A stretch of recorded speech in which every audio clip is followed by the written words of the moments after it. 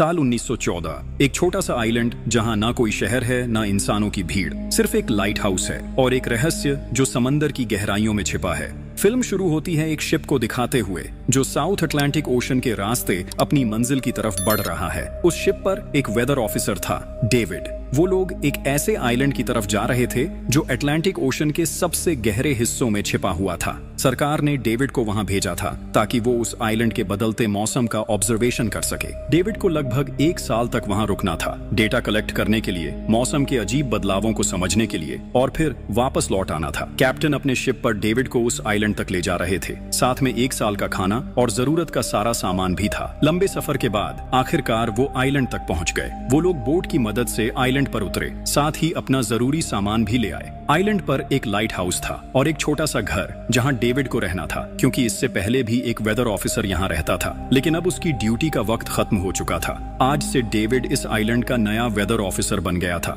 और पुराना officer Robert अब कैप्टन एक्सेल के शिप में घर लौटने वाला था। लेकिन उस घर में जाकर वो लोग हैरान रह गए। किसी भी इंसान का नामो निशान नहीं था। रूम के अंदर फर्नीचर बिखरे हुए थे, सब कुछ उल्टा पुल्टा था। शायद लाइट हाउस में कोई हो सकता है। कैप्टन और डेविड बिना वक्त गंवाए लाइट हाउस की तरफ बढ़ते हैं और वहां एक अजीब नजारा देखते हैं। पूरा लाइट हाउस तेज और नुकीले लकड़ों से घिरा हुआ था, जैसे किसी ने जानबूझकर उसे बंद कर दिया हो ताकि कोई भी अंदर ना जा सके। कैप्टन और डेविड ने लाइट हाउस का गेट कई बार नॉक किया, लेकिन कोई रिस्पॉन्स नहीं मिला। आखिर में उन्होंने गेट को जोर से धक्का दिया और अंदर घुस गए। लाइट हाउस के बिल्कुल ऊपर उन्हें एक आदमी मिला जिसका नाम ग्रूनर था। वो लेटा हुआ था। जब उन्होंने ग्रूनर से पुराने वेदर ऑफिसर के बारे में पूछा तो उसने काफी बेपरवाही से जवाब दिया, वो मर गया है, कोई भयानक बीमारी थी उसे। कैप्टन ने जब उससे डेड बॉडी के बारे में पूछा तो उसका जवाब और भी ज्यादा अजीब था, शायद किसी ने मार दिया होगा। ग्रूनर की बातें सुनकर डेविड और कैप्टन दोनों चौंक गए। उन्हें लगा शायद ग्रूनर की मेंटल कंडीशन ठीक नहीं है,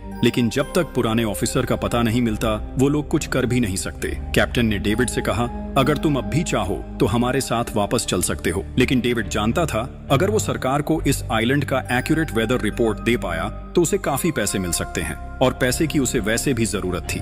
इसीलिए उसने तय किया कि वो यहीं रुकेगा। कैप्टन ने उसे एक गन दी प्रोटेक्शन के लिए। शायद ये जगह उतनी सेफ नहीं है जितनी दिखती है। कैप्टन के जाने के बाद डेविड ने घर को थोड़ा सेटल किया, रहने लायक बनाया। रूम के एक ड्रॉर में उसे एक डायरी मिली पुराने ऑफिसर की। उस ऑफिसर ने 1913 में इस आइलैंड पर कदम रखा था। डायरी में आइलैंड के बारे में बहुत कुछ लिखा था, लेकिन सब कुछ साफ नहीं था। कुछ बातें अधूरी थीं। डेविड हर लाइन को ध्यान से पढ़ता गया। डायरी में कुछ अजीब तरह के जानवरों के स्केचेस भी बने थे। डेविड को समझ नहीं आया उसने ऐसी तस्वीरें क्यों बनाई थीं। शायद वो अकेला था और टाइम पास के लिए ऐसा किया होगा। डायरी के एक पेज पर उसकी वाइफ की फोटो भी लगी थी। डेविड वो डायरी पढ़ते पढ़ते थक गया और धीरे धीरे उसकी आंख लग गई। अगली सुबह डेविड ने अपना काम शुरू कर दिया, लेकिन समुद्र के पास पहुंचते ही उसके कदम रुक गए। चट्टानों के बीच कुछ पत्थर अजीब तरीके से सजाए गए थे और उनके बीच कुछ सी शेल्स भी रखे थे, अजीब पैटर्न में। डेविड ने सोचा शायद ये सब ग्रूनर ने किया हो। ये सोचकर वो दोबारा अपने काम में लग गया। मौसम का डेटा कलेक्ट करना, वही काम जिसके लिए वो यहाँ आया था। काम के दौरान जब उसने बाइनोक्यूलर से लाइट हाउस की तरफ देखा तो उसे ग्रूनर के साथ एक और इंसान दिखा, लेकिन फिर उसने सोचा शायद उसका वहम हो। रात हो चुकी थी और डेविड अपने काम में बिजी था। तभी दरवाजे पर नॉक हुआ। उसने सोचा शायद ये ग्रूनर है। डेविड ने उसका नाम पुकारा, लेकिन कोई जवाब नहीं मिला। हाथ में लैंप लेकर जैसे ही डेविड आगे बढ़ा, उसके कानों में कुछ अजीब सी आवाजें गूंजने लगीं और फिर उसने देखा गेट के नीचे से किसी अजीबोगरीब प्राणी का हाथ अंदर आने की कोशिश कर रहा था। वो हाथ इंसानी नहीं था। डेविड का दिल दहशत से भर गया। वो तुरंत बेसमेंट की तरफ भागा और वहां जाकर छुप गया। कुछ ही देर में वो रहस्यमयी क्रीचर घर के अंदर घुस चुकी थी। वो छुप छुप के डेविड को ढूंढ रही थी। बेसमेंट की एक छोटी सी क्रैक से उस क्रीचर की भयानक आंखें डेविड को घूरने लगीं। डेविड ने एक छुरी उठाई और जैसे ही वो आंखें उस क्रैक के सामने आईं, उसने पूरी ताकत से छुरी घुसा दी। वो क्रीचर चीख के भाग गई, लेकिन वो कभी भी वापस आ सकती थी। डेविड ने बेसमेंट का गेट मजबूती से बंद किया, रस्सी से कस के बांधा और पूरी रात वहीं जागकर बिताई, दहशत के साए में। अगली सुबह जब डेविड घर से बाहर गया तो उसने रेत पर कुछ निशान देखे, पैरों के निशान, पर इंसान जैसे नहीं थे। बिल्कुल साफ था ये किसी इंसान का काम नहीं था। वो निशान सीधे समुंदर की तरफ जाकर खत्म हो गए थे। अब डेविड को सब समझ आ गया था क्यों ग्रूनर ने लाइट हाउस के चारों ओर नुकीले लकड़े लगाए थे, शायद उसी अजीब क्रीचर के लिए। और अब डेविड जान गया ये घर उसके लिए बिल्कुल भी सेफ नहीं है। शायद वो क्रीचर आज रात फिर से लौट कर आएगा। डर के मारे डेविड लाइट हाउस की तरफ दौड़ता है। ग्रूनर को चिल्लाकर कहता है, गेट खोलो, मुझे अंदर आना है। लेकिन ग्रूनर उसे अंदर नहीं आने देता और कहता है, तुझे तो उस शिप के साथ लौट जाना चाहिए था। डेविड निराश होकर वापस लौटता है, लेकिन अब उसे अपना घर सुरक्षित बनाना होगा। उसने घर की हर एक विंडो को लकड़ी से बंद कर दिया, हर तरफ नुकीले लकड़ों से घेरा बनाया और गेट के बाहर पुराने कागज और किताबें रखी। फिर उन पे तेल छिड़क दिया ताकि अगर वो क्रीचर वापस आए तो उसे आग से डरा के भगाया जा सके। लेकिन एक बात थी जो डेविड अब तक नहीं जानता था, और ये बात उसे आज रात पता चलने वाली थी। किस्मत से उसे घर के अंदर एक पुराना बॉक्स मिला। उस बॉक्स में एक गन थी और बहुत सारी बुलेट्स। ये देखकर उसे थोड़ी हिम्मत मिली, लेकिन डर अब भी जिंदा था। जैसे जैसे सूरज ढलने लगा, रात का अंधेरा हर तरफ छा गया। डेविड गन हाथ में लिए घर के एक कोने में चुपचाप बैठा था। उसकी सांसें तेज थीं। तभी एक अजीब आवाज सुनाई दी, और जब डेविड ने खिड़की की तरफ कदम बढ़ाया तो जैसे उसके पैरों के नीचे से जमीन ही खिसक गई। सिर्फ एक नहीं, पानी में से कई सारी वही अजीबो-गरीब क्रीचर्स उठती हुई नजर आईं, और सब उसके घर की तरफ बढ़ रही थीं। कुछ ही देर में वो गेट को तोड़ने की कोशिश करने लगे। डेविड ने तुरंत गोलियां चलानी शुरू की। कुछ क्रीचर्स गिर गए, लेकिन बाकी और भी ज्यादा हिंसक हो गए। वो अब घर के अंदर घुसने की कोशिश कर रहे थे। जैसे जैसे उनकी तादाद बढ़ने लगी, डेविड ने बिना वक्त गंवाए गेट के बाहर रखे कागजों और पुरानी किताबों को आग लगा दी। आग देखकर वो क्रीचर्स डर के मारे वापस समुद्र में लौट गए। लेकिन अब वही आग डेविड के घर तक पहुंच चुकी थी।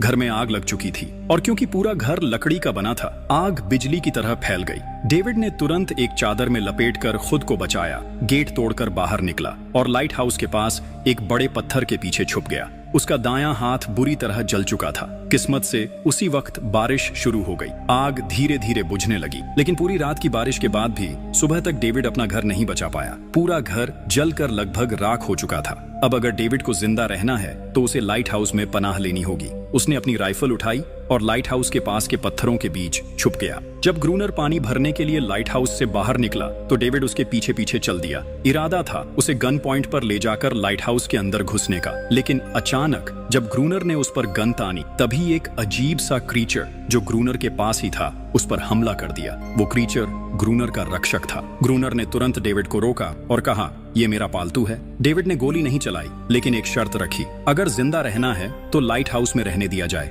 उसके पास 1 साल के लिए काफी गन पाउडर था और इतना खाना भी था कि दोनों बच सके। ग्रूनर कुछ देर चुप रहा, फिर धीरे से हाँ कर दी। शाम होने से पहले दोनों बचा हुआ खाना लेकर लाइट हाउस लौट आए। अगली सुबह वो क्रीचर चुपचाप डेविड का हाथ चाट रहा था, जबकि डेविड गहरी नींद में था, और कुछ ही देर में उसका हाथ काफी हद तक ठीक हो गया। ये सब डेविड के लिए एक शौक था, लेकिन जो आंखों के सामने हो रहा था उस पर यकीन करना मुश्किल था। लाइट हाउस के टॉप पर डेविड ने देखा ग्रूनर उन बुलेट्स को काउंट कर रहा था जो उन्हें गन से मिली थी, और वो क्रीचर अपने तरीके से ग्रूनर की मदद भी कर रहा था। इसका मतलब ये था कि ये जानवर वायलेंट नहीं है। डेविड अब ग्रूनर से उसके बारे में और जानना चाहता था, और फिर ये सब दुनिया के सामने लाना चाहता था, क्योंकि ये किसी मिरेकल से कम नहीं था। एक अजीब सी फीमेल क्रीचर समंदर के गहरे अंधेरों से उनके सामने थी। अगर इस क्रीचर का सच दुनिया के सामने आता तो डेविड और ग्रूनर दोनों दुनिया भर में मशहूर हो जाते।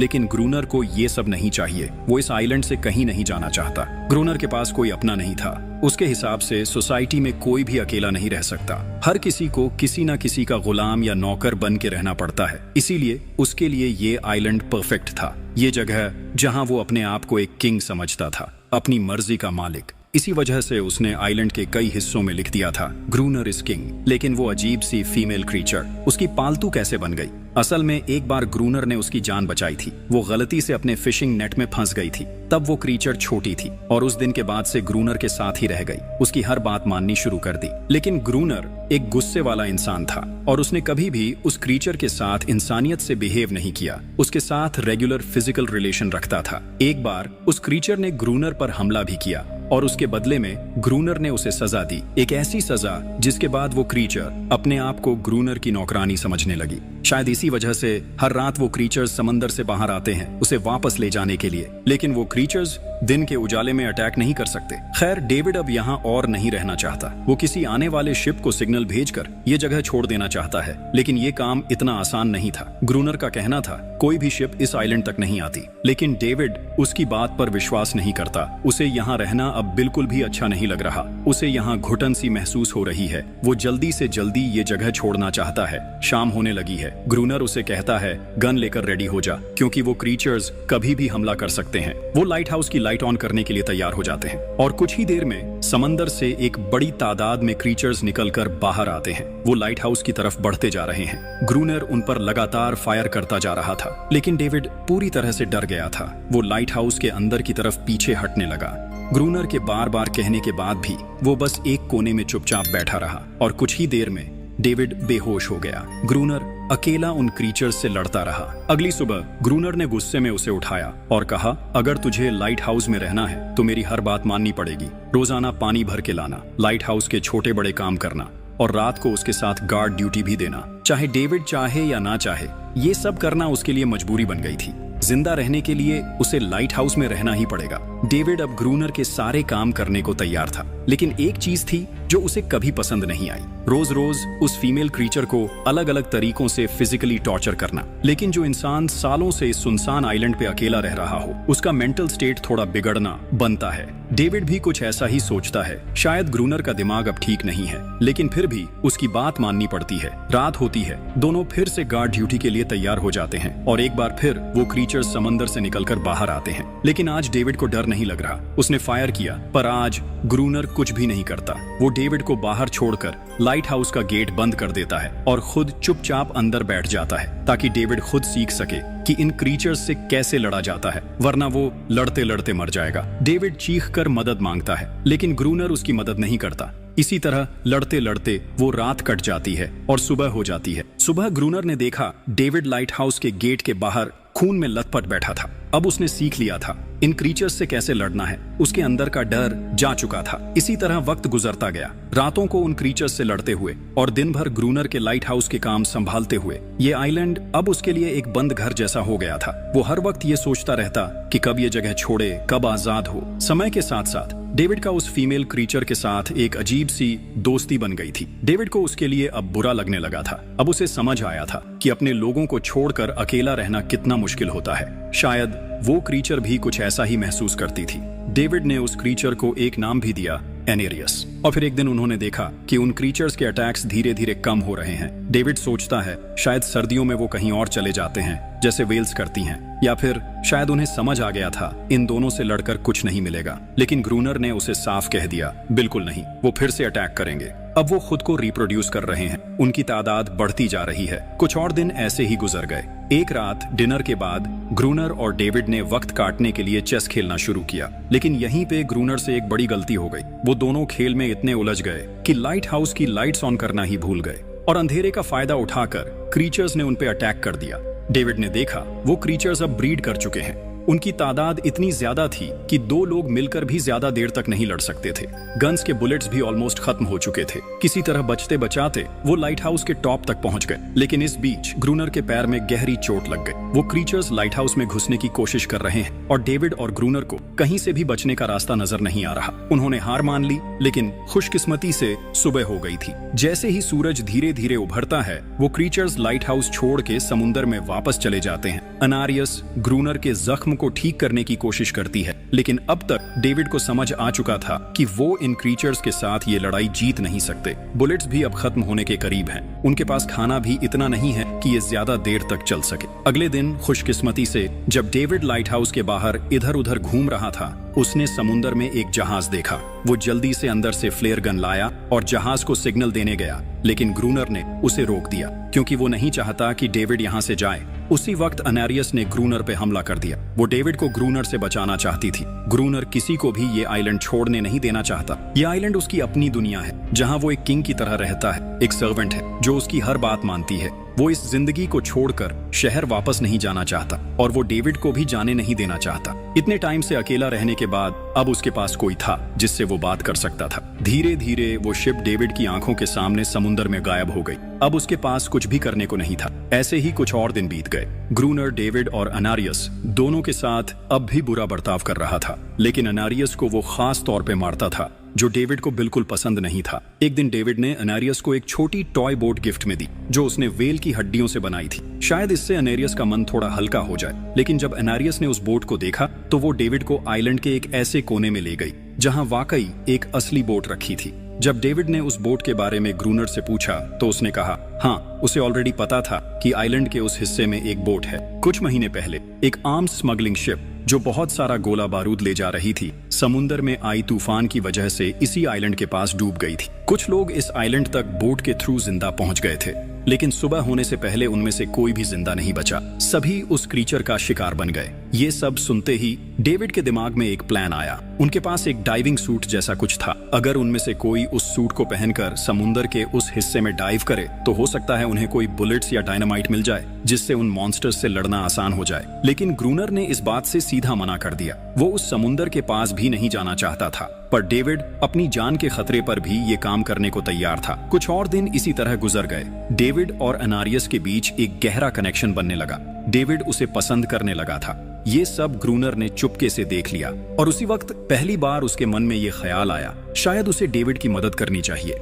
लेकिन ग्रूनर का असली इरादा कुछ और ही था। वो चाहता था कि डेविड उसकी मदद से समुंदर के नीचे रखे डायनामाइट के बॉक्सेस वापस सरफेस तक ले आए और उसके बाद उसे वही समुंदर में अकेला छोड़ दे, ताकि वो क्रीचर्स उसे मार दें। इस तरह डायनामाइट भी उसके पास आ जाएगा और एनेरियस फिर से उसकी गुलाम बनकर रह जाएगी। दोनों उस जगह पहुंच गए। डेविड ने डाइविंग सूट पहना और समुंदर के नीचे उतर गया। शिप पूरी तरह तबाह हो चुकी थी, लेकिन किस्मत अच्छी थी, उन्हें कुछ डायनामाइट के बॉक्सेस मिल गए। तभी अचानक सामने आ गए वो क्रीचर। डेविड घबरा गया और गिर पड़ा। आयरन डाइविंग सूट इतना भारी था कि वो हिल भी नहीं पा रहा था। वो ग्रूनर को ऊपर सिग्नल भी नहीं भेज पाया। ग्रूनर को लगा कि शायद वो क्रीचर्स डेविड को मार चुके हैं, लेकिन असल में वहाँ सिर्फ 2 छोटे बच्चे थे। डेविड ने पानी के नीचे प्रेशर बनाया और अपना डाइविंग सूट वहीं छोड़ दिया। वो सरफेस तक खुद तैर कर आ गया। उन्हें वहाँ कुछ पुरानी बॉक्सेस मिले जिनमें डायनामाइट थे। उन्होंने लाइट हाउस के आसपास 2 लेयर्स में डायनामाइट बिछा दिया, ताकि जब अगला हमला हो तो वो मॉन्स्टर्स को एक ही बार में खत्म कर सकें। कुछ महीने बीत गए और बर्फ गिरने लगी,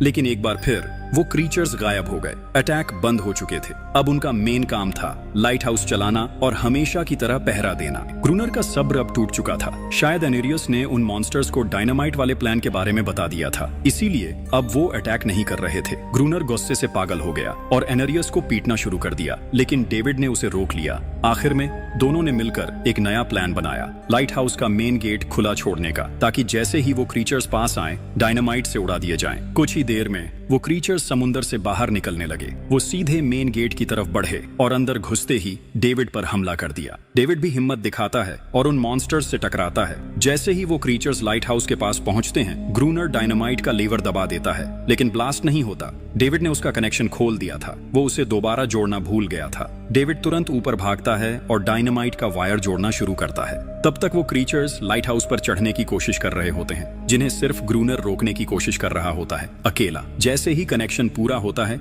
डेविड पहला लेयर उड़ा देता है। कई क्रीचर्स ब्लास्ट में खत्म हो जाते हैं, लेकिन अभी भी काफी मॉन्स्टर्स लाइट हाउस पर हमला करने के लिए रेडी होते हैं। इस वजह से ग्रूनर दूसरा लेयर भी ब्लास्ट कर देता है। दोनों इस भयानक धमाके में बेहोश हो जाते हैं। अगली सुबह जब दोनों होश में आए, एनेरियस वहां नहीं थी। मरे हुए क्रीचर्स चारों तरफ बिखरे पड़े थे। ग्रूनर उन सबको मार रहा था जो जिंदा थे लेकिन जख्मी। तभी डेविड की नजर उनमें से एक के गले में लटके एक नेकलेस पर पड़ती है और उस मोमेंट पर डेविड को अपनी सबसे बड़ी गलती का एहसास होता है। जिन क्रीचर्स को वो अब तक वायलेंट समझते आए थे, वो भी इंसानों की तरह सिविलाइज्ड थे, सिर्फ बोल नहीं सकते थे। शायद उनका लाइट हाउस पर हमला करना किसी वजह से था, लेकिन ग्रूनर के लिए ये सब बेकार बातें थीं। उसके लिए वो इस आइलैंड का किंग था और हर किसी को उसका हुक्म मानना पड़ता था। उस दिन के बाद वो क्रीचर्स फिर कभी वैसे अटैक नहीं कर पाए, लेकिन हर दिन समुंदर के किनारे से एक रोती हुई आवाज आती थी। डेविड को अब तक नहीं पता था कि उन्होंने कितना बड़ा नुकसान कर दिया था, कितनी फैमिलीज टूट गईं, कितने बच्चों ने अपने लोग खो दिए, सिर्फ एक गलतफहमी की वजह से। अगले दिन डेविड ने समुंदर में उन क्रीचर्स के कुछ छोटे छोटे बच्चों को देखा, वो सब जिन्होंने अपने परिवार खो दिए थे। डेविड ने पत्थरों का एक गोल सर्कल बनाया और उसके बीच में वो छोटी टॉय बोट रख दी ताकि एनारियस वापस लौट आए, लेकिन कितना भी इंतजार किया, एनारियस कभी वापस नहीं आई। एक सुबह डेविड ने देखा ग्रूनर बेहोश पड़ा था। उसके आसपास कुछ पुरानी चीजें रखी थीं। उनमें एक पुरानी तस्वीर भी थी और जैसे ही डेविड ने उस तस्वीर को देखा, वो हैरान रह गया। वो लड़की जिसका फोटो उसने पहले दिन ग्रूनर की डायरी में देखा था, वो कोई और नहीं, उसकी पत्नी थी। ग्रूनर की एक वाइफ थी और वो इस लाइट हाउस का वेदर ऑफिसर था, जो लगभग 1 साल पहले इस आइलैंड पर आया था। उसका असली नाम रॉबर्ट था, लेकिन उसने अपना नाम बदल लिया था क्योंकि अब वो कभी ये आइलैंड छोड़ना नहीं चाहता था। ये सब देखकर डेविड ने भी ये उम्मीद छोड़ दी कि वो कभी इस आइलैंड से जा पाएगा। अगले दिन शाम को जब डेविड समुंदर के किनारे गया, उसने देखा कि उस सर्कल में रखी छोटी बोट अब वहां नहीं थी, लेकिन उसी जगह पर उसने एक क्रीचर का छोटा सा बच्चा देखा जिसके हाथों में वो बोट थी। डेविड ने अपनी टॉर्च उस सर्कल के बीच में फेंक दी ताकि वो दिखाए कि उसका इरादा लड़ने का नहीं है, उसे किसी को चोट नहीं पहुंचानी, वो उनके साथ दोस्ती करना चाहता है। कुछ ही देर बाद समुंदर की लहरों से अनारियस निकलती है और उसके पीछे पूरा क्रीचर्स का ग्रुप भी समुंदर से उभर आता है। लेकिन इस बार कोई भी डेविड पर अटैक नहीं करता क्योंकि वो भी अब शांति चाहते हैं। उनका इरादा सिर्फ एक सेफ जगह पाने का था, अपने बच्चों के लिए, जो हर एक जानवर करता है। उन्हें इस आइलैंड पे इंसानों की अचानक एंट्री बिल्कुल पसंद नहीं आई, इसलिए उन्होंने हर रात अटैक किया। लेकिन ये बात ग्रूनर को कौन समझाए, वो तो अब भी खुद को इस आइलैंड का किंग मानता है। ग्रूनर लाइट हाउस से बाहर आता है, हाथ में बंदूक लेकर। डेविड उसे समझाने की कोशिश करता है, ये क्रीचर्स लड़ना नहीं चाहते, ये शांति चाहते हैं। लेकिन ग्रूनर किसी की नहीं सुनता। वो अनारियस को चीख कर कहता है, अंदर चली जाओ। लेकिन ये पहली बार था जब अनारियस ने उसकी बात नहीं मानी, क्योंकि अब वो उसकी नौकरानी नहीं रही, अब वो सिर्फ एक माँ थी जो अपने बच्चों के लिए खड़ी थी। ग्रूनर अंदर से कमजोर महसूस करने लगता है क्योंकि अब कोई भी उसका हुक्म नहीं मान रहा था। गुस्से में उसने लाइट हाउस की तरफ कदम बढ़ाए। डेविड को लगा शायद ग्रूनर को अब समझ आ गया होगा कि हर एक जानवर आजादी चाहता है, कोई भी किसी का गुलाम बनकर नहीं जीना चाहता। लेकिन ग्रूनर समझदार इंसान नहीं था। जैसे ही वो लाइट हाउस पहुंचा, उसने सिग्नल गन से एक फ्लेयर छोड़ी जो सीधा जाकर एक छोटे क्रीचर के बच्चे से टकरा गई। उस बच्चे की तुरंत मौत हो गई। सभी क्रीचर्स डर के मारे भाग गए और अनारियस ने भी डेविड पर से अपना पूरा भरोसा खो दिया। गुस्से से पागल डेविड तुरंत लाइट हाउस की तरफ भागता है और ग्रूनर से टकरा जाता है, उससे लड़ने लगता है। क्यों किया तूने ये सब? ये लोग तो बस शांति चाहते थे। लेकिन ग्रूनर इतना वायलेंट हो चुका था कि उसने डेविड को मारने का फैसला कर लिया। हाथ में एक्स लेकर जैसे ही वो डेविड पर वार करने जा रहा था, डेविड ने उसे उसके असली नाम से पुकारा, रॉबर्ट। ये सुनकर ग्रूनर एकदम रुक गया। असल में रॉबर्ट ऐसा इंसान कभी था ही नहीं। इस आइलैंड पर आने के बाद उसकी मेंटल स्टेट लगभग टूट चुकी थी। अकेलापन, अपनी वाइफ की मौत और गहरा डिप्रेशन, इन सब ने उसे ऐसा बना दिया था। वो असल में कोई किलर नहीं था, वो एक अच्छा इंसान था। वो क्रीचर्स कभी लड़ना नहीं चाहते थे, वो बस शांति चाहते थे। ग्रूनर ने उन्हें सिर्फ इसलिए मारा ताकि वो खुद को पावरफुल दिखा सके। और अब ग्रूनर को अपनी गलती का एहसास हो चुका था, इसलिए उसने खुद को उन क्रीचर्स के सामने सरेंडर कर दिया और कुछ ही पलों में उन्होंने उसे मार दिया। डेविड लाइट हाउस के अंदर खुद को लॉक कर लेता है। वक्त ऐसे ही बीतता चला जाता है और 1 साल बाद आइलैंड पर एक गवर्नमेंट ऑफिसर आता है, साथ में एक नया वेदर ऑफिसर भी होता है। डेविड को वहां से ले जाया गया और अब नए गवर्नमेंट ऑफिसर ने इस आइलैंड पर वेदर मॉनिटर करना शुरू किया। लेकिन उस ऑफिसर को लगा कि डेविड ही ग्रूनर है और डेविड ने भी उनकी इस गलतफहमी को ठीक नहीं किया। वो चुपचाप बैल्कनी पर गया और खड़ा हो गया बिना कुछ कहे, क्योंकि अब वो भी इस आइलैंड को छोड़ना नहीं चाहता था, बिल्कुल ग्रूनर की तरह। इसी दौरान अनारियस भी अपने परिवार के साथ खुश थी। अब उन्हें किसी ग्रूनर जैसे आदमी का डर नहीं था। अब वो आइलैंड पर भी और समुंदर में भी आजादी से जी सकते थे।